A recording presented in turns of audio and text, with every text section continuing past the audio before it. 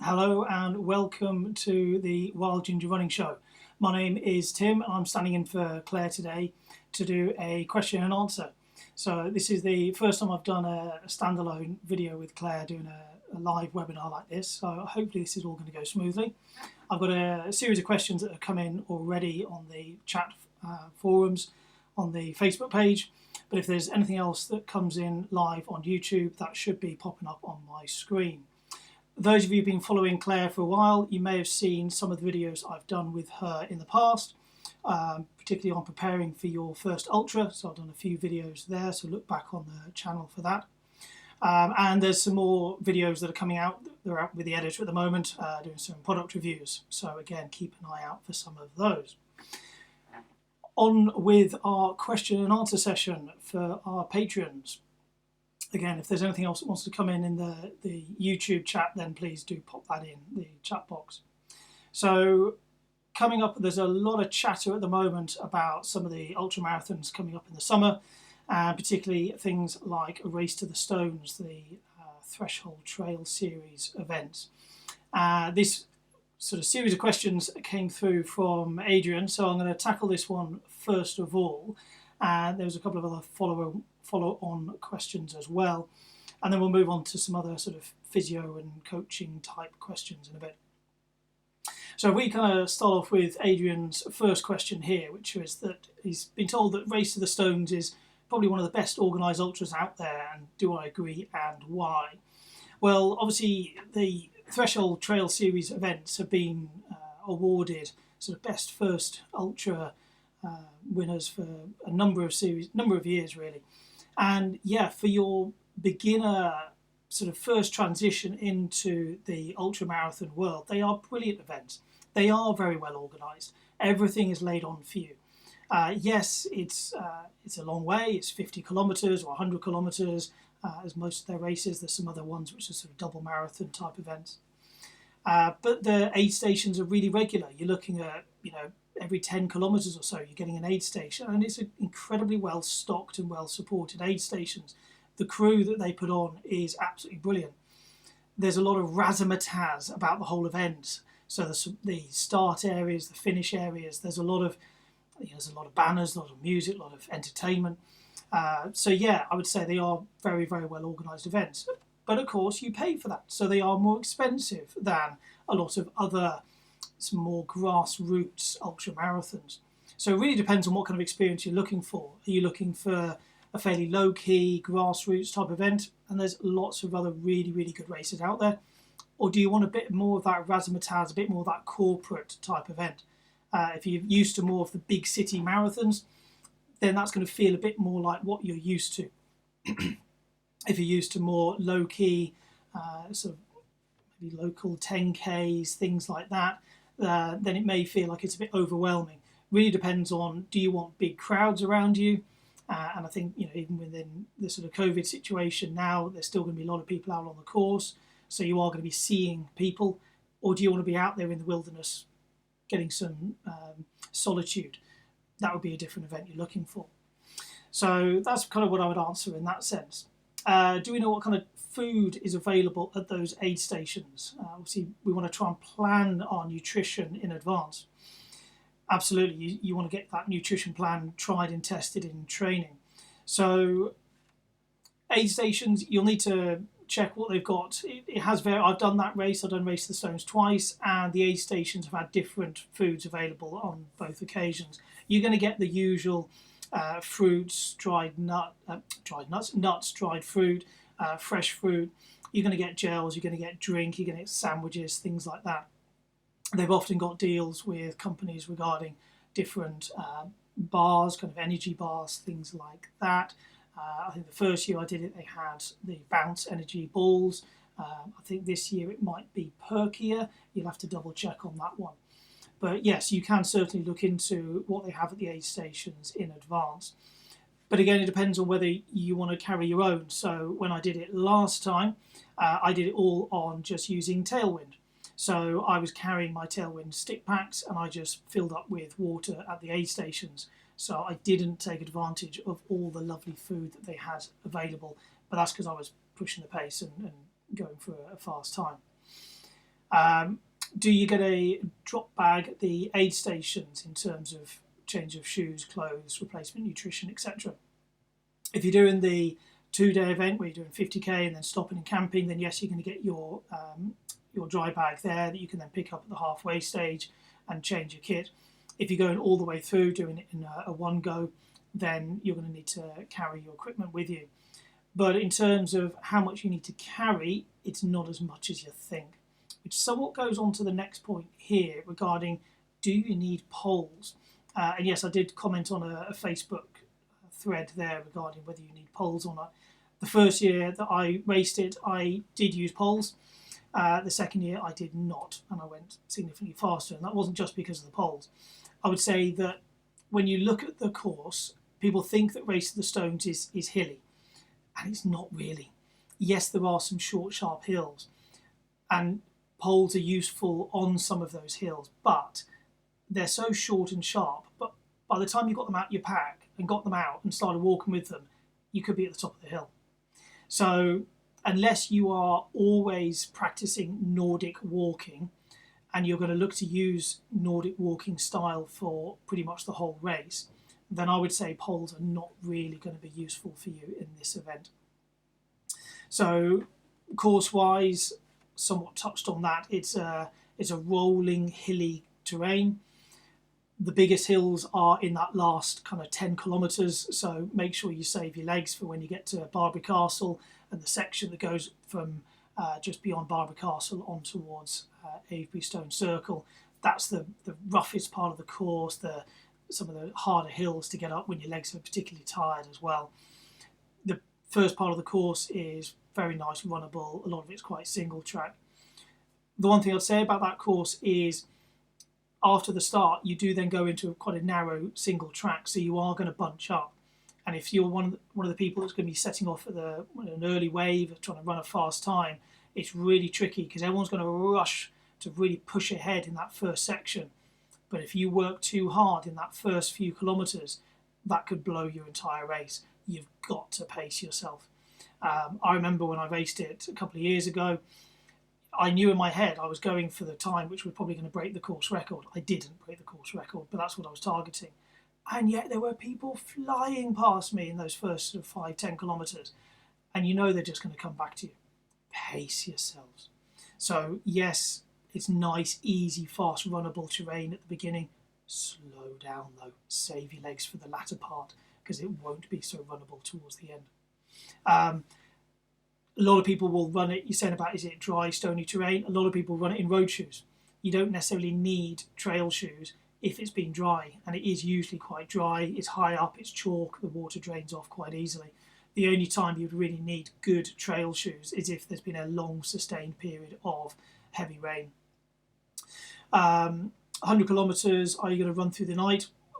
That all depends obviously on how fast you're going to run. If you're definitely expecting to run through the night, then it's going to be obviously that latter part of the race. It's an early morning start. I believe they're doing wave starts or setting people off in small groups rather than big waves. That's the plan for this year. So you are going to be setting off in the morning, so that may well mean that you are then running the latter phase during the night. But navigation-wise, you can't get lost. It really is easy. It's a massive motorway of a path that's just running along the hilltops. There are signposts that the Threshold team put up literally every 100 metres, if not every sort of 50 metres or so. So you can always see the next little sign that goes, that's where I'm going. And then there's the normal national path, the Ridgeway signposts that are again telling you which way to go. So honestly, you cannot get lost. And navigation, again, is maybe a beginner's event. It's a great one to do because navigation is so simple. And then, what's the sort of popularity of the race? Oh, I can zoom in and out. I told you this is my first time doing this and using this system. How popular is it? Yes, it is obviously a very popular race. Normally, there are huge packs that are going off together and obviously then running a lot of it together. This year, obviously, it's going to be different. So difficult to tell exactly how it's going to get broken down and how you're going to try and separate people out. regarding sort of making friends, you're still going to get talking to people. It's, you know, an ultra marathon race. We do chat to each other. We're a friendly group. We're not smashing ourselves on the holes. You can always run at a pace where you can chat or walk up hills and chat to people. But it is a good, enjoyable race. I would certainly recommend it.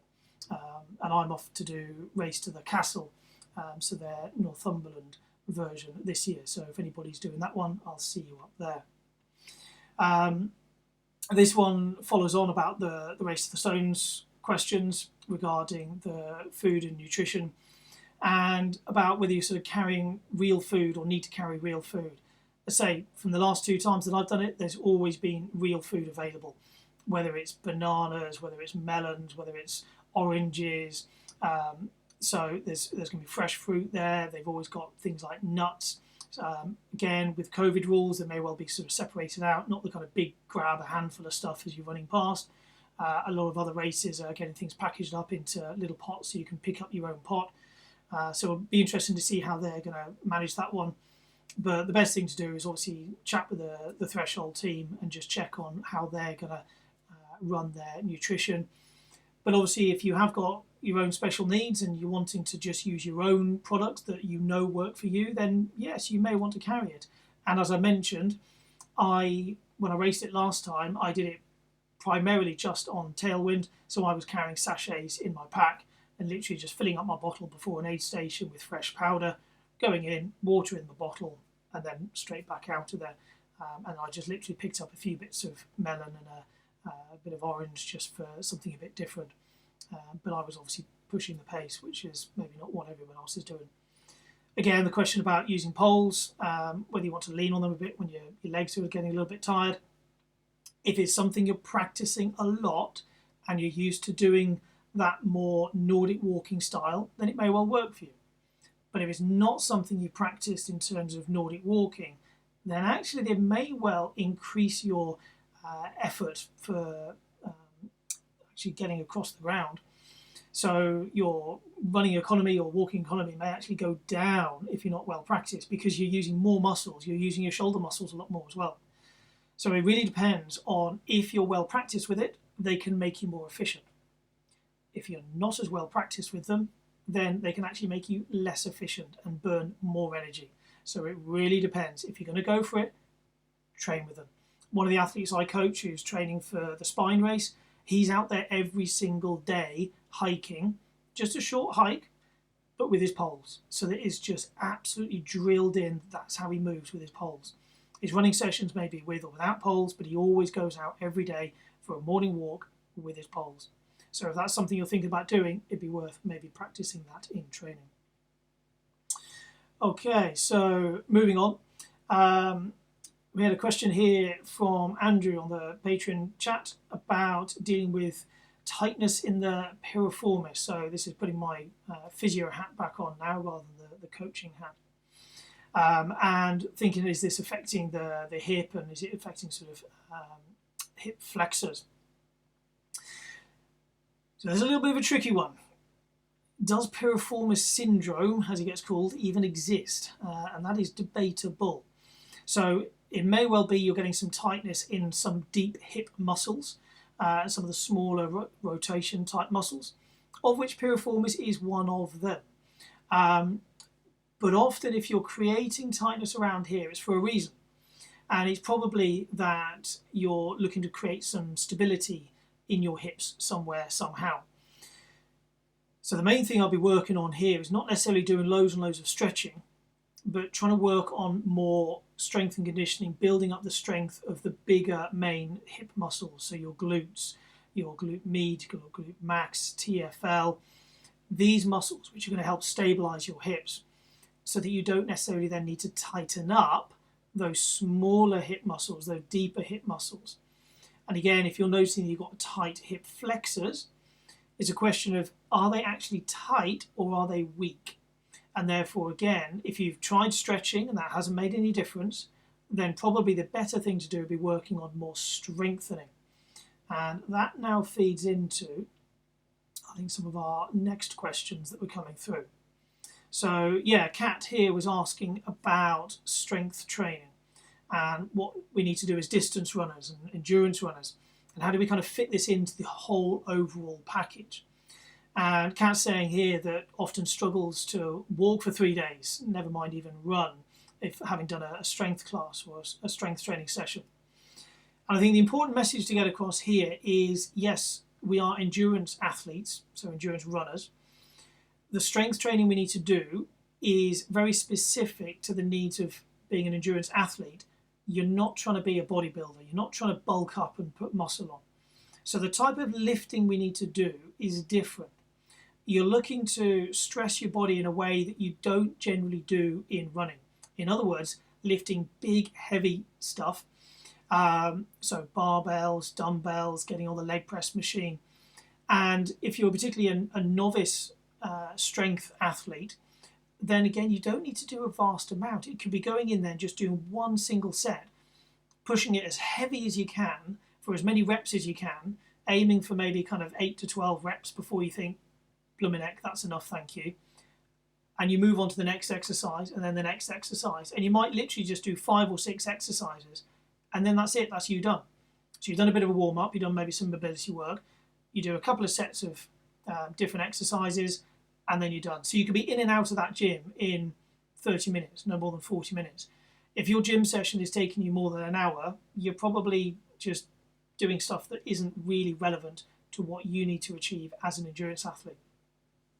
So really the key areas you want to be hitting are going to be the calves. If you're only going to do one thing, I'll be working on your calves, working on your soleus, your deep calf muscles. So that's going to be calf raises with a slightly bent knee and lifting heavy. So literally the heaviest weight you can push. It's not about doing high reps. You can do high reps running up a hill. You want to be lifting heavy so that your body can take the forces involved with running. If we think about the loads that go through your calf muscles, through your Achilles, when we're just standing on one leg, standing there, that's 1 times your body weight. Running is going to be 3, maybe even 5 times your body weight and beyond.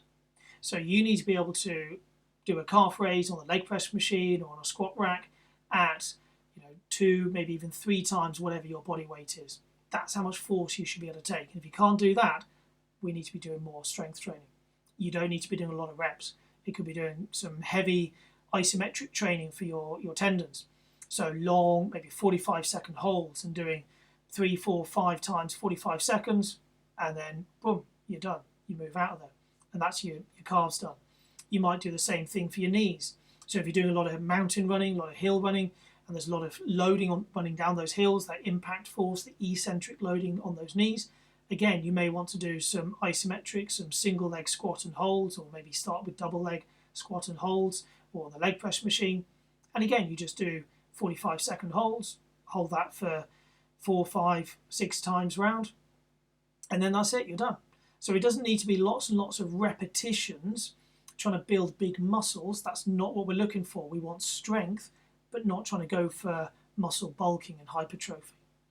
And yes, if you're then finding that you're too sore for days afterwards, then you've done a little bit too much. And it's this balance of the strength and endurance training. If we're looking to maximize strength gains, then yes, you are going to be sore and you can't then do the endurance. But we're an endurance athlete. We want this endurance work to keep going.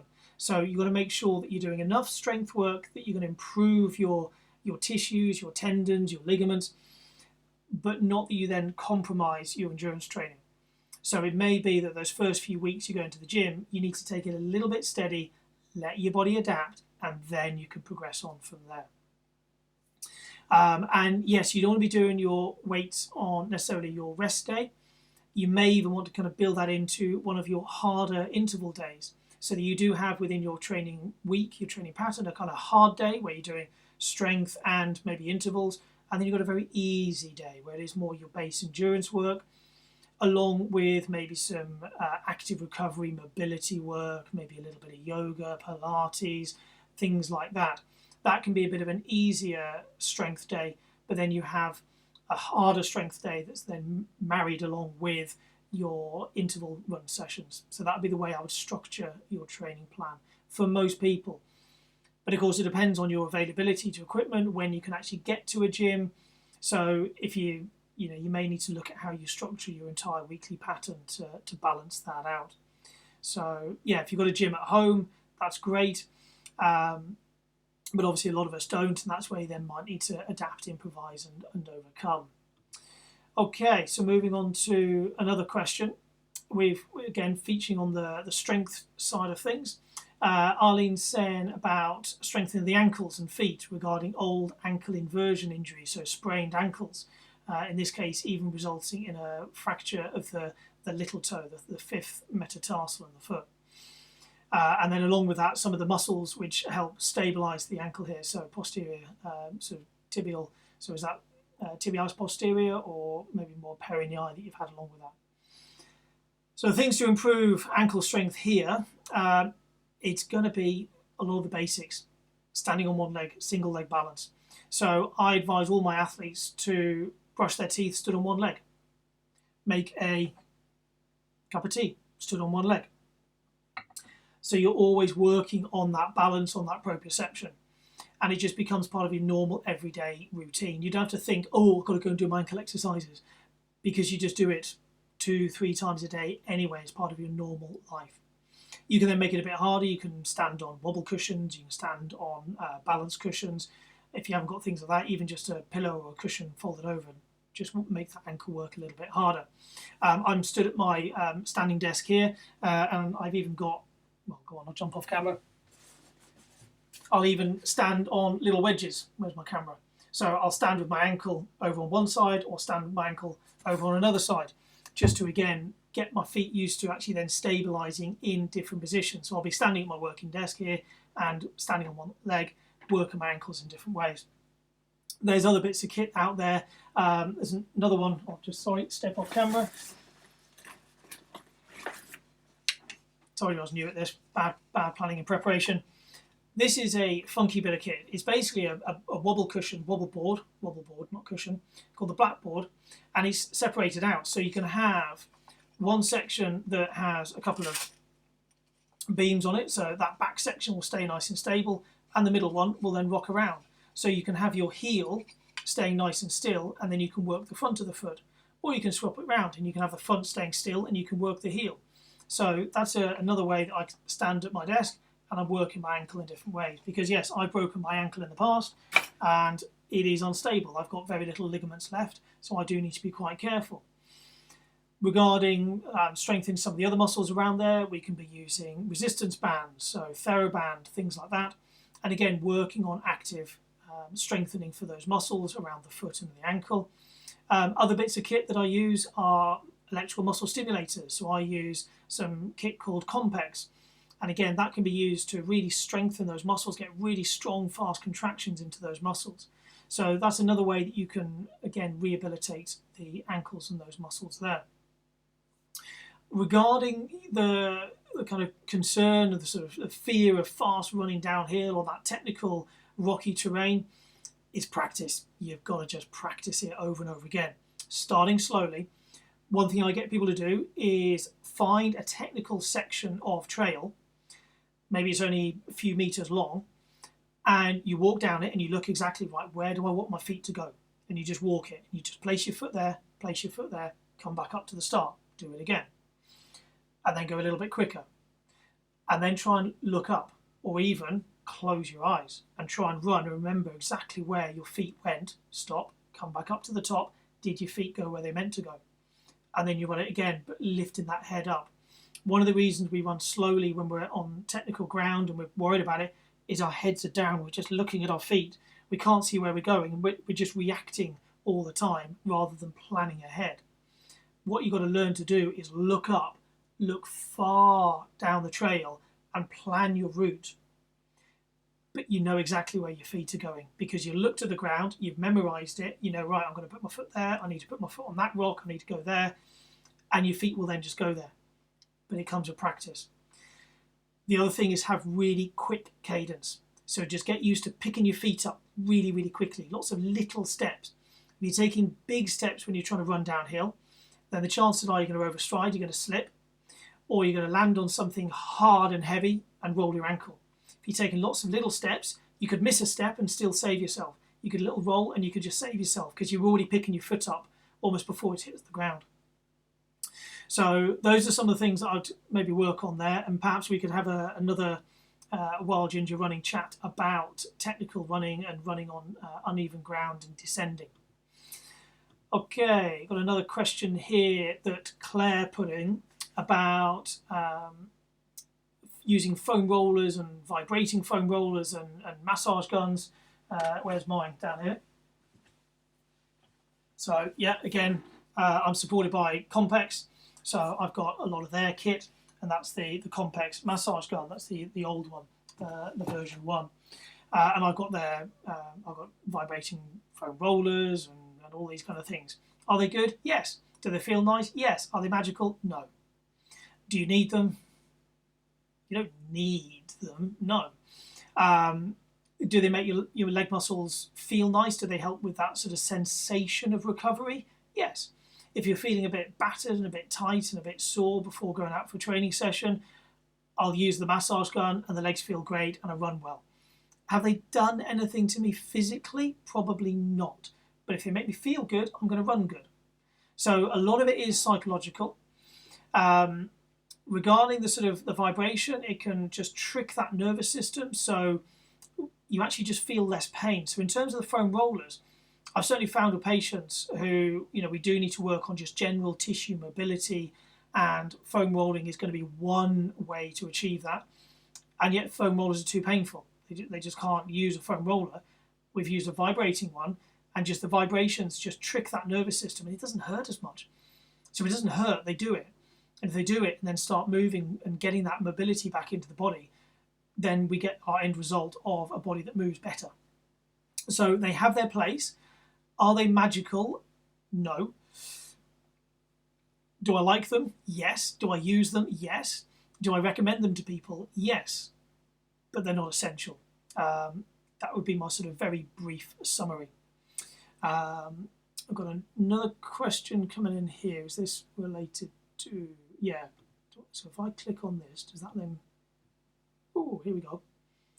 So I should be able to get rid of that one from Claire. Right, let's just resize this one. So that's going straight across my face. Apologies for the general chat over it. I told you this is the first time I'm doing this type of live chat for Claire. So John is asking the question here about rehabilitating tendons, avoiding pain, but also want to avoid rest. So how should it kind of feel? What kind of frequency of the challenge should we be pushing those tendons in order to get the improvements we want, but not actually for the further damage or injure the tendon? Okay. So yes, tendons, if you've got a problem with your tendon, it's going to need strengthening. So rest is not the answer. It may be that you've got a really acute injury, like literally you've just bashed it or you've just strained it on a run, and you've overstretched it and your body's really not very happy with you. You've got maybe some acute inflammation going on.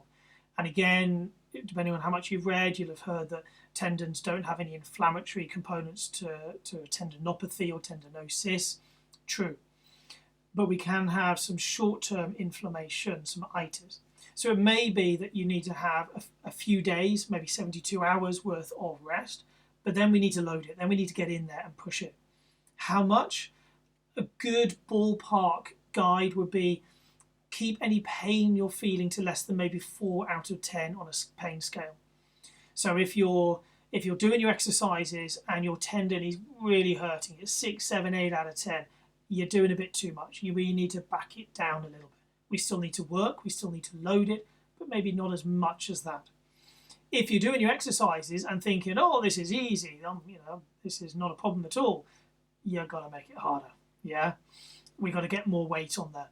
So it's going to be, getting your rucksack out, filling it with books, filling it with bottles of water, and loading up those tendons. Or getting a small child on your back or a large child on your back and loading up those tendons. Or if you can get to the gym, then it's a leg press machine or the squat rack or dumbbells, things like that. In terms of the frequency to load it, tendons like a little bit of load frequently. So there's some really good research coming out that is showing that really we can be loading every 6 to 8 hours. So look at maybe some of the research by Keith Bars down in Australia, I think his research team is based. And they've certainly shown that we can be hitting that tendon, not literally hitting it, as in loading it, every 6 to 8 hours. So you could be doing that at least twice a day, if not maybe even 3 times a day. Now, if you are still running alongside of this, then that running session may well count as one of your loading sessions for the day. So it might be you do your tendon loading in the morning and you do a run in the evening, or you do your run in the morning and then you do a tendon loading session in the evening. And that tendon loading session doesn't need to be a lot. It could be literally just sort of 5, 6, maybe as many as 10 minutes. It doesn't need to be any more than that. If you're doing exercises which are lasting for more than 10 minutes, you're not getting any further bang for your buck when it comes to that tendon.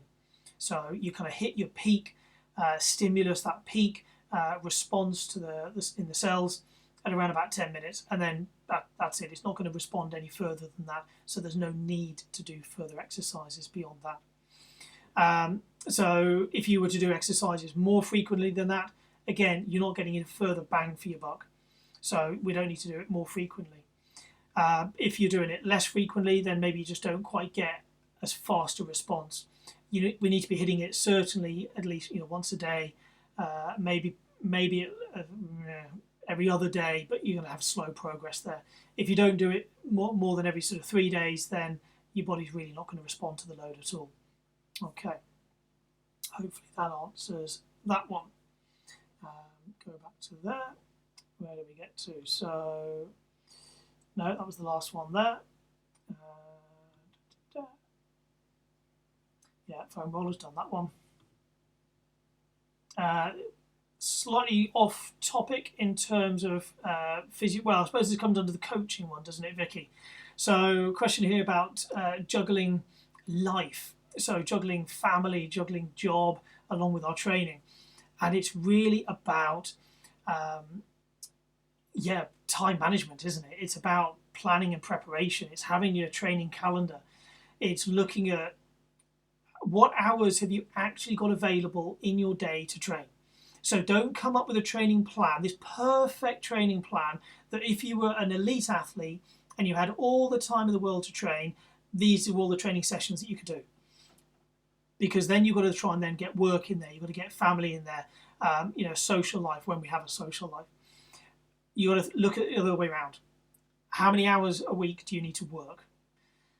Then you've got to think about your family and your social life. And then you've got to look to see what hours are left over for training.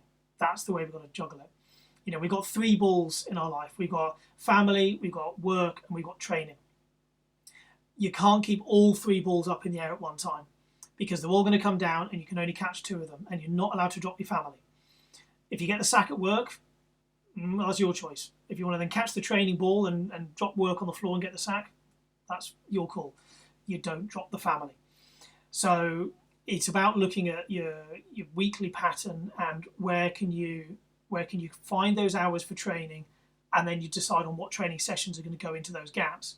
Not, these are the training sessions I want to do, how am I going to squeeze that into life? And then it's just about good time management in terms of, if you've got young kids, get a running buggy. I spent several years with other kids when they were younger, doing my long runs on the canal with a running buggy, and that was just week in, week out, doing those 10 milers, pushing the running buggy. It got it done. It got my run done. A little bit of time with the kids, kind of most of the time they fell asleep in the running buggy, but it gave my wife maybe a bit of time out while I took at least one of the kids out. So it's things like that. Can you commute to work? So can you build it into your commute? So just instead of that being dead time, it becomes training time. Even just little mini sessions. A 20-minute run still counts. So squeezing in a 20-minute run at lunchtime, but you're doing that every single day of the week, that soon adds up to a lot of miles at the end of the month. So don't just think, if I haven't got an hour, it's not worth going out there. Even just little bits will add up. So look at maybe multiple training sessions a day, 20 minutes in the morning, 20 minutes at lunchtime, and then maybe half an hour in the evening, because you haven't got an hour and a half for a long run in the day, but you can squeeze in little bits. You might end up with more washing to do, but it gets your training done. So that would be my sort of general advice for juggling life. Okay, so I think that was all the questions that came through on the Facebook page. Let's just see if there's anything else coming through on the YouTube chat. Can't see anything else there. So that kind of covers the little bit of an introduction and some of the questions coming through. The plan going forward from here is that I'm going to be doing maybe a monthly question and answer session for Claire. So do have a think about, are there any particular themes? I'll have a chat with the patrons in the private Facebook page there about maybe some topics that you want me to go into in a little bit more detail. So do have a think about that. I say my background is I'm a physiotherapist and then endurance coach, so we can look at either one of those two. And then Vicky, who was on that last comment there, I know she's going to be doing some other regular webinars for Claire, doing more kind of interviews. So again, look out for the stuff from Vicky Mosley. Okay, if there's no other further questions from the patrons, I think I've just gone over the 30 minutes. I was aiming for about 30 minutes this evening. So I will see you all soon. I think I'll be back in next month for another Q&A. And Vicky's got the videos for some other videos that are coming out. They're just out with their editor at the moment. So hopefully they should be coming up on the YouTube channel soon. And that's reviewing some of the nutrition products, the Supernatural Fuel, and the MIMO gait analysis device. Okay, that's enough for me chatting tonight. I will look forward to seeing you all again soon. Take care.